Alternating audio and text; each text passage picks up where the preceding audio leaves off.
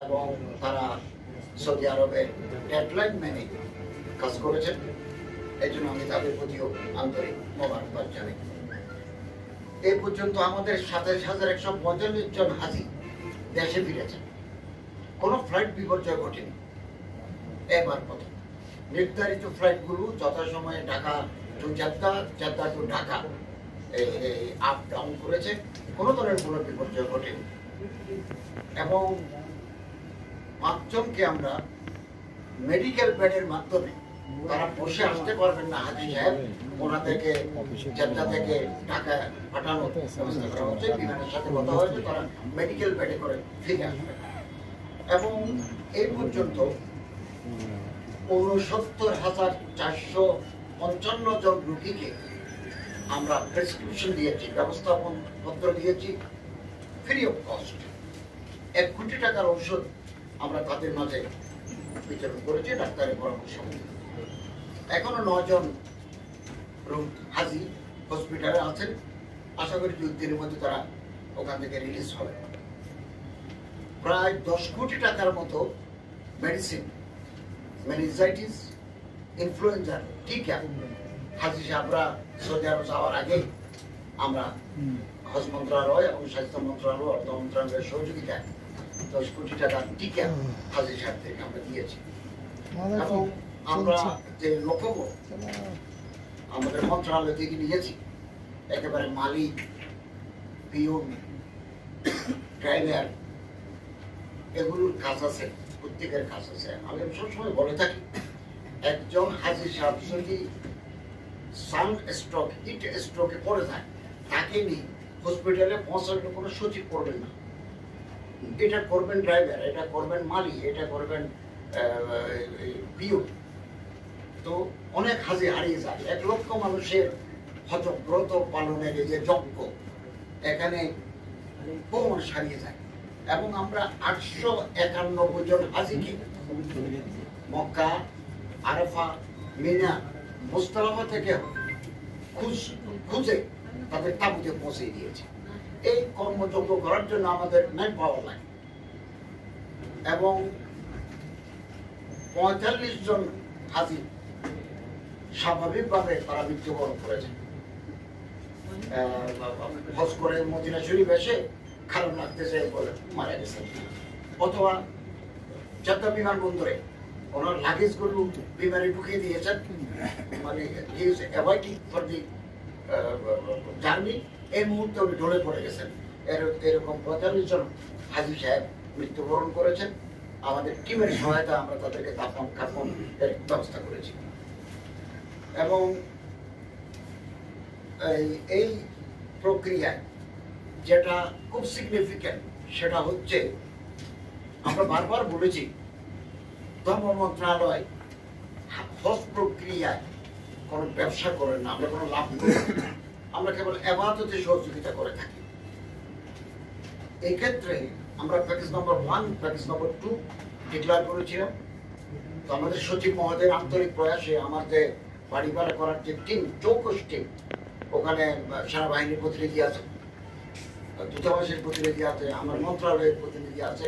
ওনারা বাড়ি টু বাড়ি, ডোর টু ডোর গিয়ে বাড়ি ভাড়া করেছেন এবং নেগোসিয়েশন করে বাড়ি ভাড়া কমিয়েছেন।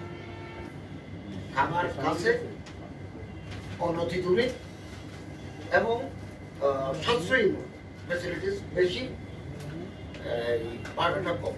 নেগোসিয়েশন করে আমরা বাড়িগুলো কিনেছি। এতে কিছু টাকা আমাদের সারপ্লাস রয়ে গেছে। এবং একজন হাজি কমপক্ষে ৫,৩১৫ টাকা ফেরত পাবেন,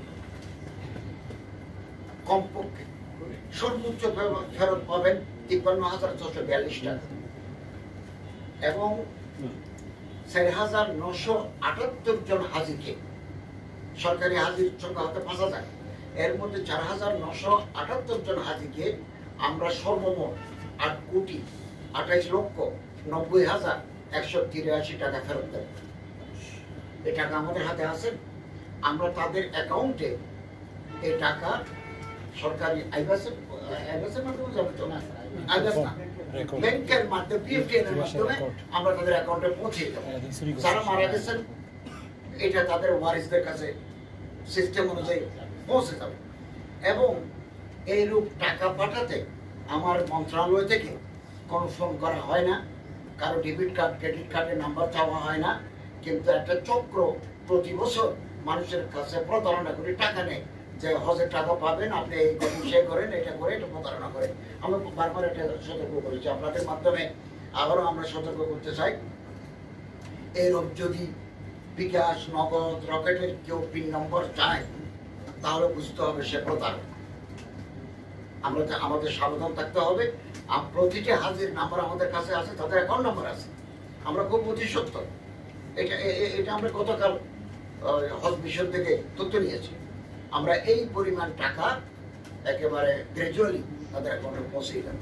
8,28,90,183 টাকা। আমরা এটা না বলেও পারতাম, যেহেতু আমরা ট্রান্সপারেন্সি বিশ্বাস করি, রুল অফ লতে বিশ্বাস করি, সমস্ত কাজ বিধিবিধানের আওতায় আসুক সেটা বিশ্বাস করি, এবং এটার আমরা কাজ করি বলে এটাকে আমরা ফেরত দিতে সম্মত হয়েছে এবং তাদেরকে আমরা ফেরত দেব। এবং হজটা আপনারা জানেন ধীরস্থীয় প্রক্রিয়া, কিছু কাজ আমাদের হাতে থাকে না, এগুলো সৌদি কোর্টে বল থাকে, সৌদি কোর্টে আমরা কেবল নেগোসিয়েশন করি। এবং আপনারা জানেন যে আমি গতবারও 24 সালে মাননীয় হজ সৌদি আরবের হজ ও ওমরা মন্ত্রীর সাথে কথা বলেছি। 2000 কোটা আমরা নির্ধারণ করেছিলেন, এটা 1000 নামিয়ে এনেছি।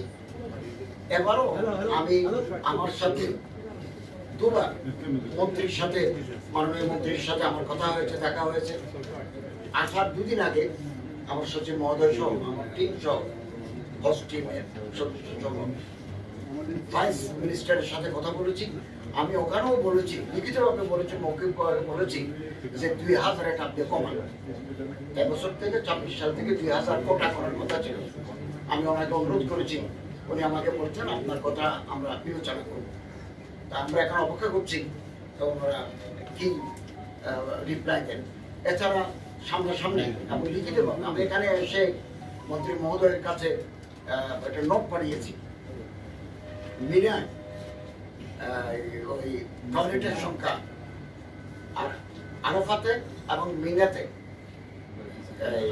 মুজদালিফা বিছানার সাইজ যেটা মিনাতে আছে এটা 49 সেন্টিমিটার। একটা মানুষ চিত হয়ে শুতে পারবে না। এটা শুনে মন্ত্রী মহোদয় অনেকটা বিচলিত হলেন, আমাকে বললেন কি বললেন, আমি ভিজিট টু দি মিনা। সেক্রেটারিকে বললেন যে তুমি এগুলো দেখো। তারপরে টয়লেটের অপর্যাপ্ত টয়লেট এবং মুজদালিফায় প্রথম রাতের দিকে পানি থাকে, শেষ রাতে পানি থাকে না, মিনারেল ওয়াটার দিয়ে আমাদের ওষুধ করতে হয়। আমি এই সমস্ত প্রবলেমগুলো ওনার কাছে তুলে ধরেছি এবং পরবর্তী সময়ে এগুলো আলাদা আলাদা করে নোট পাঠাবো ইনশাআল্লাহ আজিজ। এবং এই আলহামদুলিল্লাহ আপনাদের প্রত্যেকের সহযোগিতা আমরা এবার অত্যন্ত সুন্দরভাবে হজের কার্যক্রমটা আমরা সম্পন্ন করতে পেরেছি। কোনো ধরনের দুর্ঘটনা ঘটেনি। Saudi government has taken enough measures, পর্যাপ্ত ব্যবস্থা নিয়েছেন। এমনকি গরমে গত বছর অনেক মানুষ মারা গেছে। এবার তারা পুলিশ দেখলাম হাতে একটা জার নিয়ে মুখে মুখে ঠান্ডা পানি দিচ্ছে, ফলে মানুষের ঠান্ডার ভিতরে ছিল। একজন মানুষ অ্যাক্সিডেন্টে মারা যায়নি। সুন্দর ব্যবস্থাপনা, আমাদের হাজিরাও নির্বিঘ্নে হজ করে ফেরত আসছে। এই ছিল আমাদের 2025 সালের হজ ব্যবস্থাপনার গুরুত্বপূর্ণ দিক।